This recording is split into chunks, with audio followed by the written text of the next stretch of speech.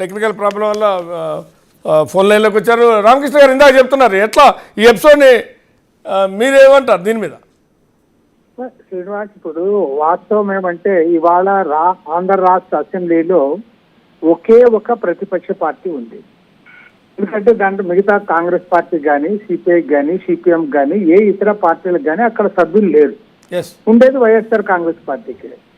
తర్వాత మిగతా 3 పార్టీలు ఏవైతే ఉన్నాయో తెలుగుదేశం, బీజేపీ, అదేవిధంగా జనసేన పార్టీలు, వారు ఒక కూటమిగా ఉంటూ మేము ఎన్డీఏ కూటమిని ప్రకటించుకున్నారు. మంత్రివర్గంలో కూడా 3 పార్టీలకు సంబంధించిన వాళ్ళు ఉన్నారు.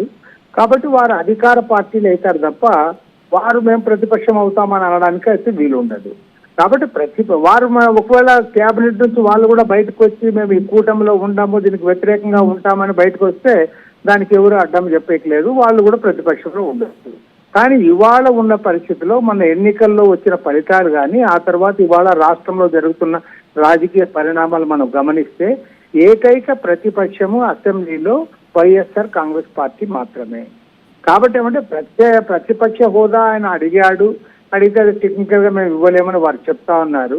కానీ ప్రతిపక్ష పార్టీగా ఉండేది వైఎస్ఆర్ కాంగ్రెస్ పార్టీనే కాబట్టి ఆ హోదా ఇచ్చినా ఇవ్వకపోయినా వారు మాట్లాడే మాటకు, ప్రజల తరపున లేవనెత్తే అంశాలకు ఖచ్చితంగా అక్కడ విలువ ఉంటుంది. కాబట్టి ప్రతిపక్ష హోదా ఇవ్వలేదు కాబట్టి నేను అసెంబ్లీకి పోను అంటే అది ప్రజలకి నష్టము.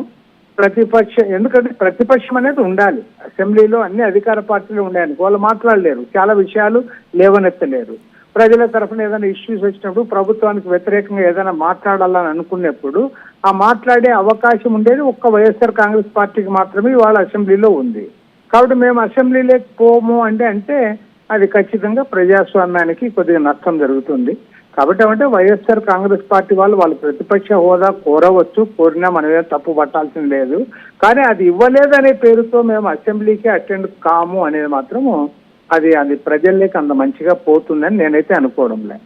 కాబట్టి ఏమంటే నిజంగా కోర్టుకు పోయినారు, ఒకవేళ కోర్టులో వచ్చిందనుకో, కోర్టులో మీకు అనుకూలంగా వస్తే తప్పేముంది. కోర్టు చెప్పిన తర్వాత అది రాష్ట్రంలో అయినా సరే, జాతీయ స్థాయిలోనైనా సరే అది అంగీకరించాల్సిందే. కాబట్టి కోర్టులో వచ్చే తీర్పు కోసం మీరు వెయిట్ చేయకుండా అసెంబ్లీ సమావేశాలకు అటెండ్ అయ్యి, ప్రతిపక్షంలో ఉన్నారు కాబట్టి ప్రజా సమస్యలు లేవనెత్తడానికి, ప్రభుత్వాన్ని విమర్శించడానికి, లేదా ప్రభుత్వం చేసే తప్పొప్పులను సరిదిద్దాలనే ఉద్దేశంతో వాటిని గురించి మాట్లాడడానికి ఒక అవకాశం ఉంటుంది. ఆ అవకాశాన్ని జారబెట్టుకోకూడదని చెప్పి నేను అనుకుంటాను. జూపుడు గారు ఈ విషయంలో ఏమంటారు? అంటే పెద్దలు రామకృష్ణ గారు చెప్పిన దాన్ని నేను పాజిటివ్ గానే తీసుకుంటాను, నెగటివ్ గా తీసుకోను. అయితే ఆయన చెప్పిన 2